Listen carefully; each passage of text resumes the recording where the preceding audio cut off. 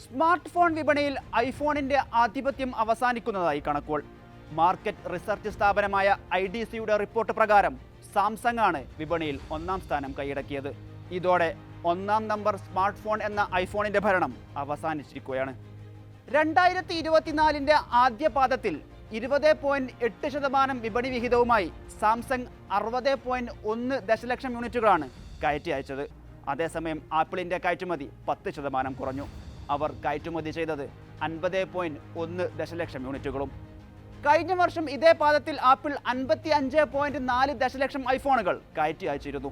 അതേസമയം 2024 ആദ്യ പാദത്തിൽ വെറും 40 ദശലക്ഷത്തിലധികം യൂണിറ്റുകൾ കയറ്റി അയച്ചതിനാൽ 14.1% വിപണി വിഹിതവുമായി മൂന്നാം സ്ഥാനത്താണ് ചൈനീസ് നിർമ്മാണ കമ്പനിയായ ഷവോമി.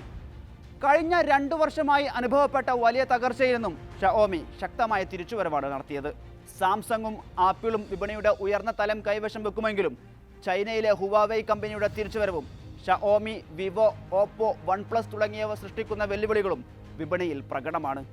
ആഗോള സ്മാർട്ട് ഫോൺ കയറ്റുമതി വർഷം തോറും 7.8% വർദ്ധിച്ച് 2024 ആദ്യ പാദത്തിൽ 289.4 ദശലക്ഷം യൂണിറ്റായി ഉയർന്നതായും റിപ്പോർട്ട് വെളിപ്പെടുത്തുന്നു.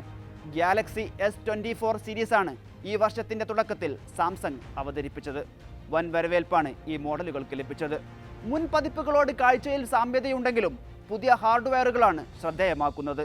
AI സൗകര്യങ്ങളോടെയാണ് Samsung Galaxy S24 series smart ഫോണുകൾ എത്തിയത്. ഗാലക്സി S24 സ്മാർട്ട് ഫോണുകളുടെ ആഗോള വിൽപ്പന കഴിഞ്ഞ വർഷത്തെ ഗാലക്സി S23 സീരീസുമായി താരതമ്യം ചെയ്യുമ്പോൾ 8% ഉയർന്നിരുന്നു. വിപണിയിൽ തിരിച്ചടി നേരിട്ടതിനാൽ ആപ്പിളിന്റെ പുതിയ മോഡലിലേക്ക് ആകാംക്ഷയോടെയാണ് ടെക് പ്രേമികൾ കാത്തിരിക്കുന്നത്.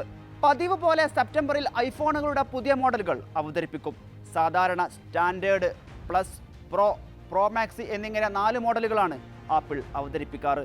ഇത്തവണ 5 ഐഫോൺ മോഡലുകൾ ആപ്പിൾ അവതരിപ്പിക്കുമെന്നാണ് റിപ്പോർട്ടുകൾ.